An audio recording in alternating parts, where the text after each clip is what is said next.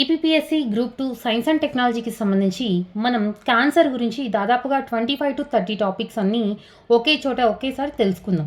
వీటన్నిటిని తెలుసుకోవడంతో పాటుగా ఈజీగా ఎలా గుర్తుపెట్టుకోవాలి అని కూడా తెలుసుకుందాం. మనం కంప్లీట్గా ఇవన్నీ వీడియో కంప్లీట్గా చూస్తూ సీరియల్గా మనం చూస్తూ గుర్తుపెట్టుకుంటే చాలా ఈజీగా గుర్తుపెట్టేసుకుంటారు. సో వీడియోని స్కిప్ చేయకుండా కంప్లీట్గా చూడండి. చాలా యూజ్ఫుల్గా మీరు త్వరగా గుర్తుపెట్టుకోగలుగుతారు అనమాట. ఓకేనా? అసలు ఎలా ఇది ఇక సబ్జెక్ట్‌లోకి వచ్చేస్తే ఎలా ఈజీగా గుర్తుపెట్టుకోగలుగుతాం అంటే, సో క్యాన్సర్ గురించి ఎక్కువగా ఏం ఏం లేదండి. జస్ట్ ఒక 3 కంట్రీస్ అనమాట. America, India, Britain. ఈ 3 కంట్రీస్ గుర్తుపెట్టేసుకొని బాడీ పార్ట్స్ గుర్తుపెట్టేసుకుంటే ఆల్మోస్ట్ సగం మనకి క్యాన్సర్ పట్ల ఇప్పుడు చెప్పే టాపిక్స్‌లో సగం సైన్స్ అండ్ టెక్నాలజీ వచ్చేసినట్టే అనమాట. ఓకేనా? So India, Britain, America okay. అక్కడక్కడ ఒకసారి కెనడా వస్తది అంతే. ఇంకా remaining body parts. So body parts అన్నీ ఎలా గుర్తుపెట్టుకోవాలంటే అవి కూడా మనం సీరియల్‌గా గుర్తుపెట్టుకోవాలనమాట. తల, తర్వాత తల, మెడ, దాని తర్వాత మరి కన్ను, తర్వాత ముక్కు మరియు నోరు, తర్వాత చెస్ట్, తర్వాత హార్ట్, లంగ్స్, తర్వాత కాలేయం, మూత్రాశయము, తర్వాత ప్రోస్టేట్, గర్భాశయము, జననాంగాలు, తర్వాత వీర్యం. ఇలా బాడీ పార్ట్స్ అన్నీ గుర్తుపెట్టేసుకున్నామా? బాడీ పార్ట్స్ అన్నీ అయిపోయాయి. బాడీ పార్ట్స్ అన్నీ అయిపోయిన తర్వాత బ్లడ్ అనమాట. బ్లడ్ క్యాన్సర్ గురించి. ఓకే. బ్లడ్ కూడా అయిపోయింది. దాని తర్వాత స్కిన్. బాడీ పార్ట్స్ అన్నీ అయిపోయాయి. బాడీ పార్ట్స్ తర్వాత బ్లడ్ తర్వాత మరియు స్కిన్. ఇది చర్మ క్యాన్సర్ తర్వాత ఇక్కడి వరకు గుర్తుపెట్టుకొని దీని తర్వాత ఏమవుతుంది, ఏ విధంగా నేర్చుకుంటాము అంటే క్యాన్సర్ ఎలా వస్తుంది, దాన్ని ఏ విధంగా కంట్రోల్ చేస్తాము, ఎటువంటి వ్యాక్సిన్స్ ఏ సైంటిస్టులు ఏ విధంగా ప్రయోగించినారు అనేది తెలుసుకుంటాం. సో ఆల్ ఓవర్ వ్యూ ఇదనమాట. ఓకేనా? మనం మొదలెట్టేద్దాం సబ్జెక్ట్. తల మెడ క్యాన్సర్లు ఇంకాస్త ఎక్కువగా కాకోకుండా అమెరికాలోని university of Colorado school of medicine పరిశోధకులు పరిశోధన చేశారు. అయితే వీళ్ళు జ్ఞాననాడులపైన పరిశోధన చేసి అవి ఏ విధంగా పనిచేస్తున్నాయి అని చెప్పి క్రియాశీలత కనుక్కోవడం జరిగింది. అయితే అవి ఏం చేస్తున్నాయి అంటే కాల్సిటోనిన్ అనేటువంటి ప్రోటీన్ని ఎక్కువగా రిలీజ్ అయ్యేలాగా చేస్తున్నాయన్నమాట. ఈ కాల్సిటోనిన్ అనేది ఏం చేస్తుందంటే క్యాన్సర్తో పోరాడేటువంటి టీ కణాలని ఉత్పత్తి చేయకోకుండా ఈ కాల్సిటోనిన్ అనేది ఆపుతుంది. కాబట్టి ఇలా జరగకోకుండా జ్ఞాననాడుల యొక్క చర్యను మనం ఆపగలిగితే దాదాపుగా 2 వారాల పాటు మనం క్యాన్సర్ని కొంచెం పొడిగించవచ్చు కదా. అంటే ఎక్కువ వెంటనే అటాక్ కాకోకుండా 2 వారాల పాటు అడ్డుకోవచ్చు అని చెప్పి పరిశోధకులు తెలపడం జరిగింది. దీన్ని మనం సింపుల్గా ఎలా గుర్తుపెట్టుకోవాలంటే అమెరికా కదా, జనరల్గా మనం మెయిన్ కంట్రీగా ఏం చెప్పినాము, 3 కంట్రీస్ అని చెప్పినాం. సో వాటిలో అమెరికా ఎక్కువగా అనమాట. అమెరికా మిగతా కంట్రీస్కి కొంచెం చిన్న గుర్తులుగా గుర్తుపెట్టుకోవచ్చు. ఎక్కువగా అమెరికానే ఉంటుంది. సో అమెరికా, కొలరెడో, తలమెడ అనమాట. Rhyming word. కొలరెడో, తలమెడ, తర్వాత కాల్సిటోనిన్ అంటే కాలు అని గుర్తుపెట్టుకోండి. కొలరెడో, తలమెడ, తర్వాత కాలు. కాల్సిటోనిన్ కదా టీ కణాలు. టోనిన్ టీ కణాలు ఉత్పత్తి చేయనీయకుండా అనమాట. టీ కణాలని ఉత్పత్తి చేయనీయకుండా ఆ కాల్సిటోనిన్ అనేది ఆపుతుంది. దాన్ని మనం నియంత్రించగలిగితే ఈ క్యాన్సర్ని దాదాపు 6 వారాల పాటు మనం నియంత్రించవచ్చు. ఇలా గుర్తుపెట్టుకోవాలి. నెక్స్ట్ వచ్చేసి బ్రెయిన్ అనమాట. తల మెడ అయిపోయింది కదా, తర్వాత బ్రెయిన్. ఈ బ్రెయిన్ ఏంటి అంటే కీమోథెరపీ తీసుకుంటుంటారు క్యాన్సర్ పేషెంట్స్. సో కీమోథెరపీ తీసుకున్న క్యాన్సర్ బాధితులు వచ్చేసి విషయాన్ని గ్రహించలేరన్నమాట. కొన్నిసార్లు జ్ఞాపక శక్తి కోల్పోతూ ఉంటారు. విషయగ్రహంలో క్షీణత అనేది ఏర్పడుతుంది. దీన్నే కీమో బ్రెయిన్ అనేసి అంటారు. సో ఈ జ్ఞాపక శక్తి తగ్గడము, ఏకాగ్రత లోపించడము ఇలా ఉంటుంది కదా, దీన్ని మనం కీమో బ్రెయిన్ అంటారు. అయితే ఈ కీమో బ్రెయిన్కి ఒక చికిత్స కనిపెట్టారనమాట. అయితే ఏది శరీరానికి కోత పెట్టకుండా, నొప్పి లేకోకుండా ఒక చికిత్స అనేది కనిపెట్టారు. ఎవరు అంటే అమెరికాలోని మసాచ్యూసెట్స్ ఇన్స్టిట్యూట్ ఆఫ్ టెక్నాలజీ శాస్త్రవేత్తలు. సో వీళ్ళు ఏం చేస్తున్నారు అంటే గామా ఫ్రీక్వెన్సీ ద్వారా మెదడులోకి తరంగాలను ప్రేరేపిస్తారనమాట. సో ఆ తరంగాలను ప్రేరేపించడం కోసం 40 హెర్ట్జ్ పౌనపున్యం కలిగినటువంటి కాంతి ధ్వనిని రెండింటిని ఉపయోగిస్తారు. సో ఈ విధంగా ఈ చికిత్స చేస్తారనమాట. దేనికి? కీమో బ్రెయిన్ కొరకు. దీన్ని మనం ఎలా గుర్తుపెట్టుకోవాలంటే అమెరికాలో మిడ్ బ్రెయిన్కి కీ ఇస్తానే బ్రెయిన్ ఆ ఫ్రీక్వెన్సీ సౌండ్కి బ్రెయిన్ వెలిగింది అనేసి గుర్తుపెట్టుకోవాలన్నమాట. ఇక్కడ మిట్ అనమాట. మిట్ అంటే ఏంటి? Massachusetts institute of technology. దాన్ని మనం మిడ్ అని గుర్తుపెట్టుకుందాం. బ్రెయిన్ గురించి కాబట్టి ఎందుకు జ్ఞాపక శక్తి తగ్గుతుంది. కీ ఇస్తేనే కీమో బ్రెయిన్ గుర్తుపెట్టుకోండి. దాన్ని కీమో బ్రెయిన్ అంటాము. సో, ఫ్రీక్వెన్సీ ఫ్రీక్వెన్సీకి ఎంత ఫ్రీక్వెన్సీ? 40 హెర్ట్జ్ సౌండ్ అనమాట. అయితే ఏ ఫ్రీక్వెన్సీ? గామా ఫ్రీక్వెన్సీ యూజ్ చేస్తారు. జ్ఞాపక శక్తి తగ్గకోకుండా, ఏకాగ్రత లోపించకోకుండా ఉండేందుకు. ఈ విధంగా గుర్తుపెట్టుకోవాలి. తర్వాత బ్రెయిన్ అయిపోయిందా? బ్రెయిన్ అయిపోయిన తర్వాత ఐస్ అనమాట. ఈ కనుల గురించి ఏంటి అంటే ప్రపంచంలోనే ఫస్ట్ టైం చెన్నైలోని అపోలో క్యాన్సర్ సెంటర్‌కు చెందినటువంటి ఈ వైద్యులు ఒక శస్త్రచికిత్స చేశారు. ఏంటి అంటే కనుబొమ్మ నుంచి కీహోల్ సర్జరీ చేసి మెదడు లోపల ఉన్న కణాన్ని అంటే క్యాన్సర్ కణం ఉంటుంది కదా! దాన్ని విజయవంతంగా తీసేశారనమాట. సో, దీన్ని మనం ఏ విధంగా గుర్తుపెట్టుకోవాలి అంటే చికాకు తెప్పించకు మెదడులో నుంచి తీసేస్తా. ఈ పని చేసిండే అప్పుడు ప్రపంచంలో ఈ పని చేసిన మొదటి వ్యక్తి నేనే అంటే అవతల అప్పుడు అమ్మాయి ఆపు అనేసి అంటదనమాట. అంటే చికాకు అంటే చెన్నై, కనుబొమ్మ, అంటే కీహోల్ అని గుర్తుపెట్టుకోండి. ఓకేనా? చెన్నైలో కనుబొమ్మ నుంచి కీహోల్ సర్జరీ అనమాట చికాకు.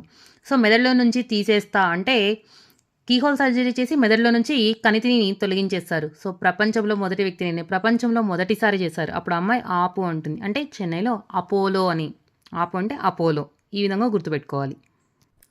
తర్వాత కంటికి కనపడి ఉంటున్నటువంటి క్యాన్సర్ కణాలను స్పష్టంగా గుర్తించేటువంటి ఒక ఏఐ సాధనాన్ని అమెరికాలోని పెన్సిల్వేనియా విశ్వవిద్యాలయ శాస్త్రవేత్తలు ఆవిష్కరించారనమాట. ఏం చేశారు వీళ్ళు అంటే ఒక ఏఐ సాధనాన్ని కనుక్కున్నారు. దాని పేరు వచ్చేసి ఐస్టార్ అనమాట. ఐస్టార్ అంటే ఇన్ఫరింగ్ సూపర్ రిజల్యూషన్ టిష్యూ ఆర్కిటెక్చర్ అనేసి ఐస్టార్ అంటాం. ఇది జనరల్గా క్యాన్సర్స్ని చాలా త్వరగా అంటే అసలు కంటికి కనిపించినటువంటి క్యాన్సర్ కణాలను కూడా కనుక్కుంటుంది. అయితే త్వరగా కూడా అనమాట. రొమ్ము క్యాన్సర్ను గుర్తించడానికి దాదాపుగా 32 గంటలు తీసుకోగా అదే ఐస్టార్ మాత్రం దానిని 9 నిమిషాల్లోనే పూర్తి చేసేసింది ఇలాగా. అంతేకాకుండా కొంతమందిలో క్యాన్సర్ని ఎదుర్కొనే శక్తి ముందే ఉంటుందన్నమాట. అయితే అది దేహంలో ఎలా ఎప్పుడు వ్యక్తమవుతుంది అని కనిపెట్టే కూడా ఈ ఐస్టార్ అనేది ఉపయోగపడుతుంది.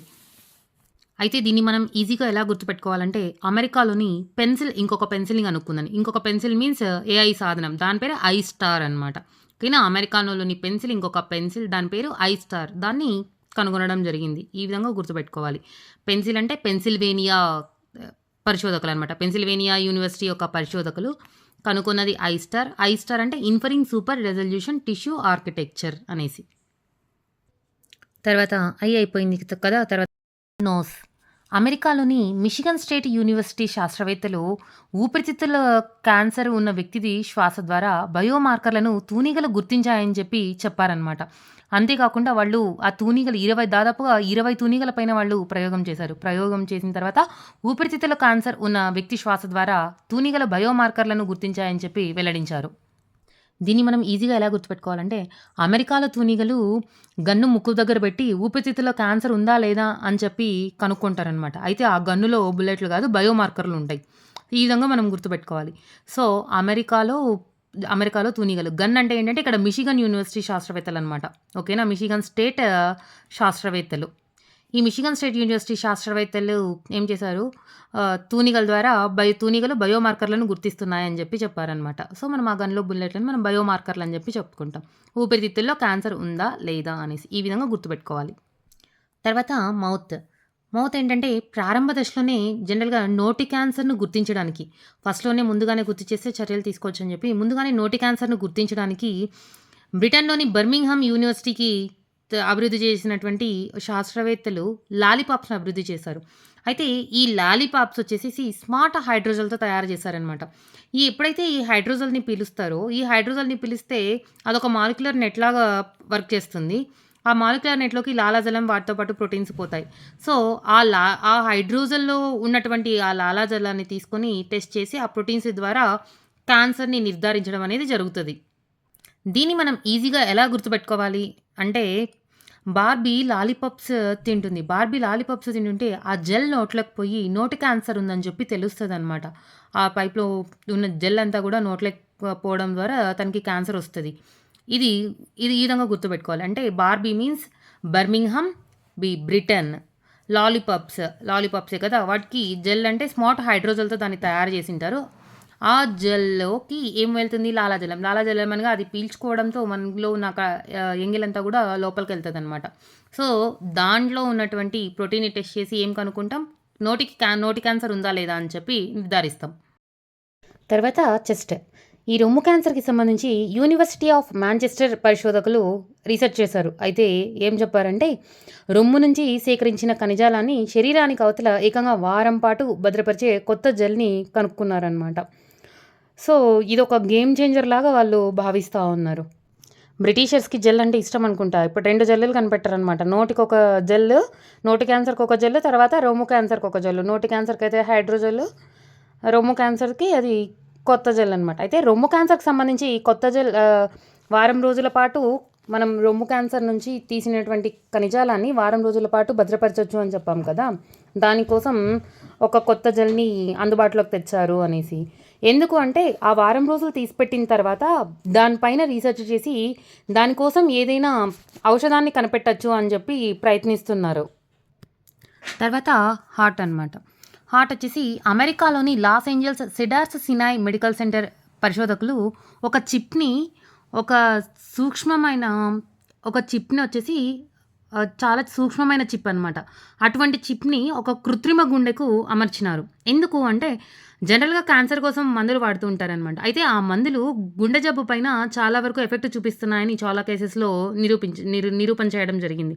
అయితే దానికోసం ఈ క్యాన్సర్ మందులనేటివి ఏ విధంగా ఎఫెక్ట్ చూపిస్తున్నాయి గుండె పైన అని దానికి కనుగొనడం కోసం ఈ చిప్ ఉపయోగపడుతుందనమాట. సో, ఈ చిప్ ద్వారా గుండె పైన ఎటువంటి ఎఫెక్ట్ పడుతుంది అని చెప్పి దాని తర్వాత అలా ఎఫెక్ట్ చూపకుండా ఎటువంటి మందులు మరి కనిపెట్టాలి అనే దానిపైన రీసెర్చ్ చేస్తున్నారు ఈ సైంటిస్టులు. దీన్ని ఎలా గుర్తుపెట్టుకోవాలంటే అమెరికాలో ఏంజెల్‌ని లాస్ చేసుకున్నటువంటి సిడార్స్ సినాయ్‌ని అడుగుతాడనమాట. నా స్వీట్ హార్ట్ ఎక్కడా అనేసి. ఇక్కడ హార్ట్ అంటే కృత్రిమ గుండె అలా గుర్తుపెట్టుకోవాలి. తర్వాత లంగ్స్. లంగ్స్ అంటే ఊపిరితిత్తులు. ఈ ఊపిరితిత్తుల యొక్క క్యాన్సర్ కణాలనేటివి ఉంటాయి కదా! ఈ ఊపిరితిత్తుల యొక్క క్యాన్సర్ కణాలు ప్రమాదకర ప్రోటీన్‌లుగా ఉన్నటువంటి నియో యాంటిజెన్‌లను నాశనం చేయడం కోసం ఒక వ్యాక్సిన్‌ని కనుగొన్నారు శాస్త్రవేత్తలు. ఆ వ్యాక్సిన్ పేరే లంగ్ వ్యాక్స్ అనమాట. అయితే ఈ లంగ్ వ్యాక్సిన్ వచ్చేసి బ్రిటన్‌కి సంబంధించినటువంటి ఆక్స్‌ఫర్డ్ యూనివర్సిటీ మరియు లండన్ యూనివర్సిటీకి చెందిన ఫ్రాన్సిస్ క్రిక్ ఇన్‌స్టిట్యూట్ శాస్త్రవేత్తలు సంయుక్తంగా కలిపి ఈ వ్యాక్సిన్‌ని అభివృద్ధి చేశారు. అయితే ముందుకి 3000 టీకా డోసులను ఈ శాస్త్రవేత్తల బృందం తయారు చేయనుంది. అయితే ఈ లంగ్ వ్యాక్స్ అనేది ఆక్స్‌ఫర్డ్ ఆస్ట్రాజెనికా అనే కోవిడ్ వ్యాక్సిన్‌ని పోలి ఉంటది. దీన్ని మనం ఈజీగా ఎలా గుర్తుపెట్టుకోవాలంటే బాపు లంగ్స్‌లో నియో యాంటిజెన్స్ ఉండడం వల్ల 3000 కోవిడ్ వ్యాక్సిన్‌లని వేపించడం జరిగింది. ఇక్కడ బి అంటే బ్రిటన్, ఏ అంటే ఆక్స్‌ఫర్డ్ యూనివర్సిటీ, పి అంటే ఫ్రాన్స్క్రిక్ ఇన్‌స్టిట్యూట్ అనమాట. ఇలా గుర్తుపెట్టుకోవాలి. లంగ్స్ తర్వాత లివర్ అంటే కాలేయ క్యాన్సర్ అనమాట. ఈ కాలేయ క్యాన్సర్ వచ్చినటువంటి బాధితులకు సమర్థంగా చికిత్సని అందించాలి అనేసి కెనడా శాస్త్రవేత్తలు ఒక విధానాన్ని కనుగొన్నారు. అది ఏంటి అంటే ఎంఆర్ఐ పరికరంలో సూక్ష్మ రోబోల ద్వారా ఖచ్చితమైన ప్లేస్‌లో చికిత్సని అందించడం కోసం ఈ విధానం ఉపయోగపడుతది. ఎంఆర్ఐ అంటే ఏంటి అంటే మ్యాగ్నెటిక్ రెజొనెన్స్ ఇమేజింగ్ అనేసి అంటాం. దీన్ని ఈజీగా ఎలా గుర్తుపెట్టుకోవాలంటే మ్యాగ్నెటిక్ రోబోలు కేకగా పనిచేస్తాయి అనేది గుర్తుపెట్టుకోవాలి. Magnetic means MRI magnetic resonance imaging కేకగా కెనడా కాలేయ క్యాన్సర్. లక్ష్యం దిశగానే కదా ఆ రోబోలు పనిచేసేది. సో, ఖచ్చితంగా బాగా పనిచేస్తాయన్నట్టుగా కేకగా పనిచేస్తాయని ఇలా గుర్తుపెట్టుకోవాలి. తర్వాత ప్రోస్టేట్. ఈ ప్రోస్టేట్ గ్లాండ్ నుంచి ఏంటి అంటే శరీరంలో చాలా ఎక్కువ వేగంగా వ్యాపించేటువంటి ఒక కొత్త రకం ప్రోస్టేట్ క్యాన్సర్‌ని బ్రిటిష్ శాస్త్రవేత్తలు గుర్తించినారనమాట. ఏ విధంగా అంటే చాలా కొన్ని వేలాది మంది యొక్క జన్యు డేటానంతా కూడా సేకరించి వాటిలో ఉన్నటువంటి డీఎన్ఏలో ఎటువంటి మార్పులొస్తున్నాయి అని చెప్పి కనుక్కోవడానికి ఒక ఏఐ సాధనాన్ని వాడారు. దాని తర్వాత వాటిని పరిశీలించిన తర్వాత 2 భిన్న క్యాన్సర్ సమూహాలను గుర్తించారు. అలా గుర్తించిన తర్వాత వాటి యొక్క పరిణామ క్రమాన్ని వెలుగులోకి తెచ్చారు. అంటే ఆ క్యాన్సర్ కణాలు ఎటువంటి మార్పు చెందుతా ఉన్నాయి అనేసి. సో, దీన్ని బట్టి ఏమవుతుంది అంటే మనకెప్పుడైతే ఆ క్యాన్సర్ కణాలు ఎలా మార్పు చెందుతున్నాయనేటువంటి అవగాహన అనేది వస్తుందో అప్పుడు ఆ జన్యు ఉత్పరివర్తనల ఆధారంగా కాకుండా క్యాన్సర్ పరిణామ క్రమాన్ని బట్టి కూడా మనం ఆ వ్యాధిపై ఒక నిర్ధారణకి రావచ్చు. సో, దీనికోసం బ్రిటిష్ శాస్త్రవేత్తలు పరిశోధన చేశారు. ఈ పరిశోధనకు నేతృత్వం వహించింది డాన్ వుడ్ కాక్ అనే వ్యక్తి దీన్ని ఈజీగా డాన్‌కి బీపీ 2 రకాలుగా ఉందని చెప్పి ఈజీగా గుర్తుపెట్టుకోవాలి. డాన్ అంటే ఆ వ్యక్తి బ్రిటిష్ శాస్త్రవేత్త అయినటువంటి Dan Woodcock. B Britain. P prostate క్యాన్సర్‌కనమాట. సో, అవి 2 టైప్స్ కాబట్టి 2 రకాలుగా ఉంది అని చెప్పి ఈజీగా గుర్తుపెట్టుకోవాలి. తర్వాత మూత్రాశయం. ఈ మూత్రాశయ క్యాన్సర్‌ను డీఎన్ఏ సహాయంతో ఎలా గుర్తించాలి అనేసి బ్రిటన్‌లోని బర్మింగ్‌హామ్ విశ్వవిద్యాలయ శాస్త్రవేత్తలు కనుగొన్నారు. దీనికి గేలియాస్ బ్లాడర్ టెస్ట్ అని కూడా పేరు పెట్టారనమాట. ఏం పేరు? గేలియాస్ బ్లాడర్ టెస్ట్ అని కూడా పేరు పెట్టారు. అయితే ఇది అసలు క్యాన్సర్‌ని మాత్రమే గుర్తించడం కాకోకుండా డీఎన్ఏలో ఎలాంటి మార్పు చెందడం వల్ల ఆ వ్యాధి వచ్చింది అనేది కూడా గుర్తిస్తది ఈ టెస్ట్. ఆ టెస్ట్ పేరే గేలియాస్ బ్లాడర్ టెస్ట్. దీన్ని ఈజీగా బీబీఎం అని గుర్తుపెట్టుకోవాలంటే బ్రిటన్, బర్మింగ్‌హామ్, ఎం అంటే మూత్రాశయ క్యాన్సర్. మూత్రాశయ క్యాన్సర్ అంటే ఆ టెస్ట్ పేరు ఎలాగో గుర్తుపెట్టుకునేలాగా పెట్టారనమాట. గేలియాస్ బ్లాడర్ టెస్ట్ అని చెప్పేసేసి. అంటే లైక్ గాల్ బ్లాడర్ టైప్‌లో. సో, గేలియాస్ బ్లాడర్ టెస్ట్ అనేసి ఈజీగా గుర్తుపెట్టుకోవచ్చు బీబీఎం అనేసేసి. తర్వాత గర్భాశయం. భారత్‌లో మహిళలు వచ్చేసి ఈ రొమ్ము క్యాన్సర్ తర్వాత ఎక్కువగా ఎదుర్కొనే క్యాన్సర్ ఏంటి అంటే అది గర్భాశయ క్యాన్సరే అనమాట. సో, దాన్ని నివారించడం కోసం హెచ్‌పివి వ్యాక్సిన్ అనేది హెచ్‌పివి వ్యాక్సిన్ అనేది చాలా బాగా ఉపయోగపడుతుంది అని చెప్పి నిపుణులు వెల్లడించారు. హెచ్‌పివి అనగా హ్యూమన్ పాపిలోమా వైరస్. ఈ టీకాను వేయించడం వల్ల మనం గర్భాశయ క్యాన్సర్‌ని నివారించవచ్చు అనేసి. సో, చాలా వరకు అంటే 10-18 ఏండ్ల పిల్లలకు హెచ్‌పివి వ్యాక్సిన్ వేయించిన తర్వాత టెస్ట్ చేశారనమాట. అంటే కొన్ని హాస్పిటల్స్‌లో తీసుకొని దాదాపుగా 10 ఇయర్స్ పీరియడ్ టైంలో వివిధ హాస్పిటల్స్ నుంచి డేటాని సేకరించి 10-18 ఏళ్ల పిల్లల్లోపు ఎవరైతే ఆ వ్యాక్సిన్‌ని స్వీకరించింటారో, ఆ వ్యాక్సిన్ వేయించుకున్నటువంటి పిల్లల్ని 2135 మంది బాలికల పైన ఈ అధ్యయనం చేశారు. సో, చేసి ఆ డీటెయిల్స్ అన్నిటిని కూడా హ్యూమన్ వ్యాక్సిన్ అండ్ ఇమ్యునోథెరపెటిక్స్ అనేటువంటి జర్నల్‌లో ప్రచురించడం జరిగింది. అయితే దీని ప్రకారం ఏంటి అంటే, ఒక డోసు వేయించడం వల్ల బాలికల్లో గర్భాశయ క్యాన్సర్ యొక్క జీవితకాల ప్రమాదాన్ని తగ్గించవచ్చనమాట. అయితే యుక్త వయసు రాకముందే బాలికలకు 2 డోసులు హెచ్‌పివి వ్యాక్సిన్ గనక ఇస్తే గర్భాశయ క్యాన్సర్‌ను అతి వేగంగా మనం నిర్మూలించవచ్చు అని చెప్పి ఆ అధ్యయనం వెల్లడించింది. మనం దీన్ని ఈజీగా ఎలా గుర్తుపెట్టుకోవాలంటే జనరల్‌గా హెచ్‌పివి వ్యాక్సిన్ అంటే మనకు ఐడియా వస్తది. గర్భాశయ క్యాన్సర్ అనేసేసి. తర్వాత జర్నల్ గుర్తుపెట్టుకోవాలనమాట. హ్యూమన్ వ్యాక్సిన్ అండ్ ఇమ్యునోథెరపెటిక్స్ జర్నల్‌లో ఇది ప్రచురించడం జరిగింది అనేసి. నెక్స్ట్ వచ్చేసి జననాంగాలు. ఈ జననాంగాల పైన జనరల్‌గా టాల్కమ్ పౌడర్ ఎవరైతే యూజ్ చేస్తుంటారో ఆ మహిళల్లో ఎక్కువగా అండాశయ క్యాన్సర్ వచ్చే ప్రమాదం చాలా ఉంది అనేసి అమెరికాలోని నేషనల్ ఇన్‌స్టిట్యూట్ ఆఫ్ హెల్త్ పరిశోధకులు పేర్కొన్నారనమాట. వీళ్ళు ఏ విధంగా చెప్పారు ఈ విషయాన్ని అంటే 2003 నుంచి 2009 మధ్య అమెరికాలో 50,884 మంది మహిళలపై ఈ పరిశోధనలు చేసి ఈ వివరాలన్నింటినీ కూడా జర్నల్ ఆఫ్ క్లినికల్ ఆంకాలజీలో ప్రచురించారనమాట. సో, దీని ప్రకారం టాల్కమ్ పౌడర్‌ని మహిళలు జననాంగాలపై ఎవరైతే యూజ్ చేస్తారో వాళ్లకు అండాశయ క్యాన్సర్ ఎక్కువగా వచ్చే అవకాశం ఉంది అని చెప్పి నిపుణులు చెప్పారు. అందుకని చెప్పి ఆ టాల్కమ్ పౌడర్ వాడకండి అని కూడా సూచించడం జరిగింది. దీన్ని ఈజీగా తాజ్ అని గుర్తుపెట్టుకోవచ్చు అనమాట. తాజ్ అంటే జనరల్‌గా టీఏజే కాకుండా టీఏఏజేజే అని గుర్తుపెట్టుకోండి. టీ అంటే టాల్కమ్ పౌడర్, ఏ అమెరికా, ఇంకో ఏ అండాశయ క్యాన్సర్, జే జననాంగాలు, ఇంకొక జే జర్నల్ ఆఫ్ క్లినికల్ ఆంకాలజీ. ఈ విధంగా గుర్తుపెట్టుకోవాలి. తర్వాత వీర్యం. ఈ వీర్యం గురించి ఏంటి అంటే జనరల్‌గా వంధత్వంతో బాధపడుతున్నటువంటి పురుషులు ఉంటారు కదా! అటువంటి పురుషులతో పాటు వాళ్ళ కుటుంబ వాళ్ళు కూడా వివిధ క్యాన్సర్‌ల బారిన పడే ప్రమాదం ఉంది అని చెప్పి అమెరికాలో పరిశోధకులు పేర్కొన్నారనమాట. అంటే వీళ్ళు 2 రకాలుగా టెస్ట్ చేసినారు. అసలు వీర్య కణాల ఉత్పత్తి కాని పురుషులను, తర్వాత చాలా తక్కువ వీర్యాన్ని ఉత్పన్నం చేసే పురుషులను వీళ్ళు పరిశీలించారు. అయితే బొత్తిగా కూడా వీర్యం ఉత్పన్నం కాకపోతే దాన్ని ఎజోస్పర్మియా అంటామనమాట. అయితే ఈ ఎజోస్పర్మియా ఉన్నటువంటి పురుషుల కుటుంబాల్లో ఎముకలు, కీళ్ల క్యాన్సర్ ప్రమాదం 156% ఎక్కువగా ఉంటుంది. సో, వాటిలో లింబ్ క్యాన్సర్ 60%, మృదు కణాలు 56%, థైరాయిడ్ క్యాన్సర్లు 54% పెరిగే అవకాశం ఉంది. తర్వాత మిల్లీమీటర్ వీర్యంలో 15 లక్షల కన్నా తక్కువ వీర్య కణాలుంటే ఎముకలు, కీళ్ల క్యాన్సర్ ప్రమాదం 143% ఉంటుంది. సో, వీరిలో వృష క్యాన్సర్ ప్రమాదం 134% ఎక్కువగా ఉంటుందన్నమాట.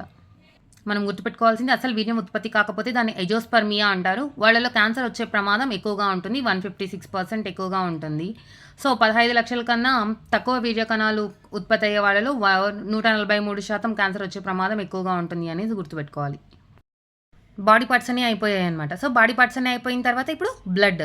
సో బ్లడ్ క్యాన్సర్ అనేది బ్లడ్ క్యాన్సర్‌కి ఒక ఔషధంగా రెస్ఫర్టెడ్ అనేటువంటి ఔషధం అనేది చాలా మంచి ఫలితాలను ఇస్తాంది అని చెప్పి అమెరికాలోని మౌంట్ సినాయిలోని ఇకా స్కూల్ ఆఫ్ మెడిసిన్ పరిశోధకులు చెప్పారు. అయితే వీళ్ళు 70 మంది పైన ప్రయోగాలు నిర్వహించారు. 70 మంది పైన ప్రయోగాలు నిర్వహించి రెస్ఫర్టెడ్ అనేటువంటి ఔషధం ఎర్ర రక్త కణాలను అదనపు ఉత్పత్తి కాకోకుండా తగ్గిస్తుంది అని చెప్పి, అంతేకాకుండా పాలిసిథేమియా వేరా అనేటువంటి ఒక విధమైన బ్లడ్ క్యాన్సర్‌ను కూడా నియంత్రిస్తుంది అని చెప్పి నిపుణులు వెల్లడించడం జరిగింది.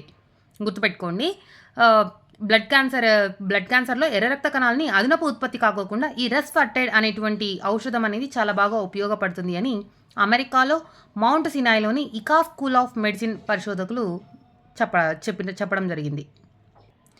ఎర్ర రక్త కణాలు తెలుసుకున్నాం కదా! ఇప్పుడు తెల్ల రక్త కణాలనమాట. సో, తెల్ల రక్త కణాలని మనం న్యూట్రోఫిల్స్ అని చెప్పి చెప్తాం.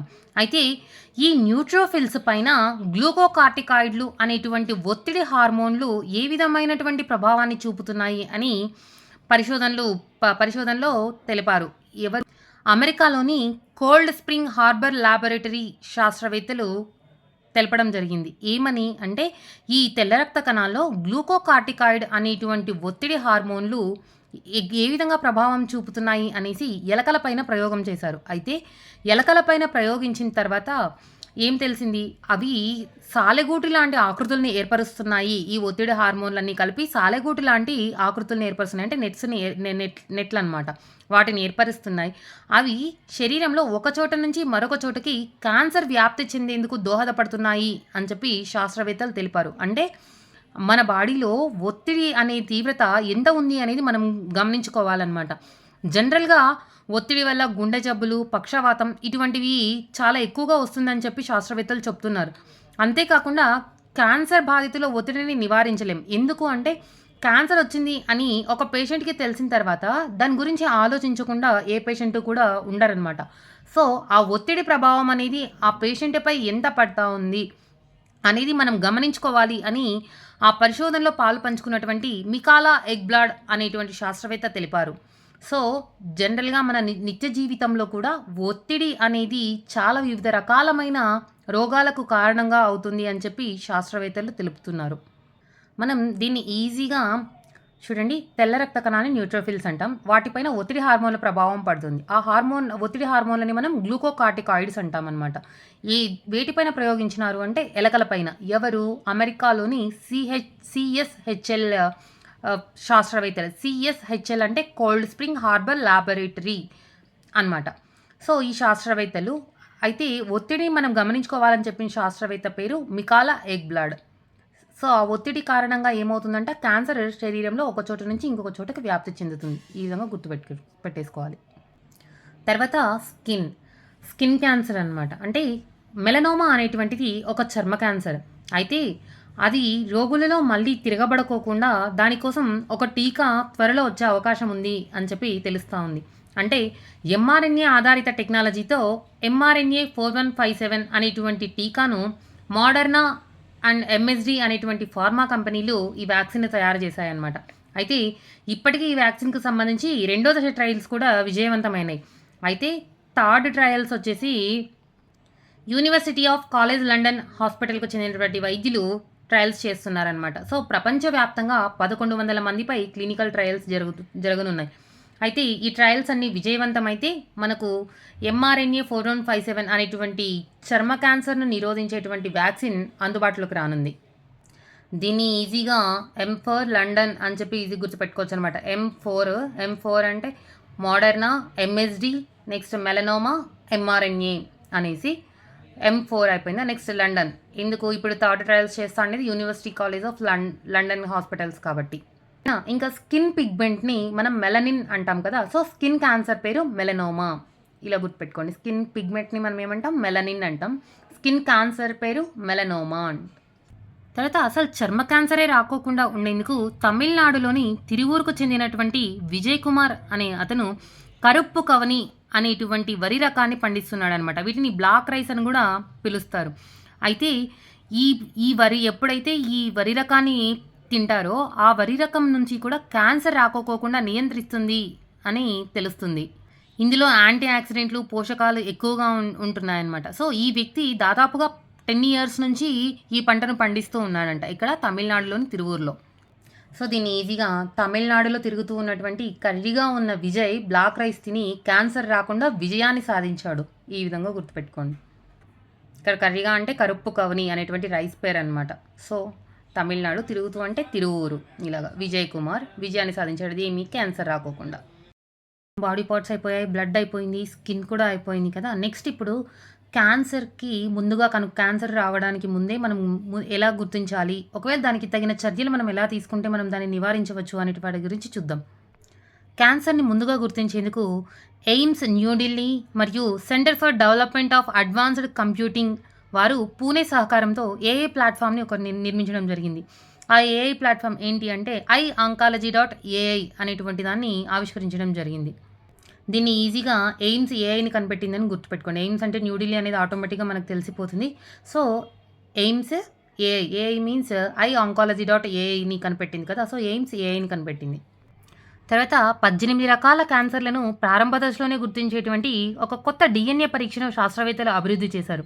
అయితే దీని నుంచి క్యాన్సర్‌లలో లింగ నిర్దిష్ట వ్యత్యాసాలను గుర్తించే విషయంలో ఆశాజనకంగా ఉంటుందని శాస్త్రవేత్తలు పేర్కొంటున్నారు.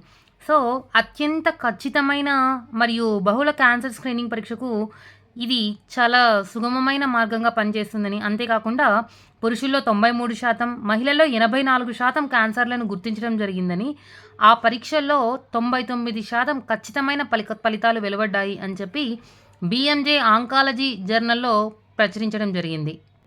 అయితే ప్రస్తుతం ప్రపంచవ్యాప్తంగా 6గురిలో ఒకరు క్యాన్సర్ కారణంగా మరణిస్తున్నారు అని చెప్పి జనరల్‌గా గణాంకాలు వెల్లడిస్తున్నాయి.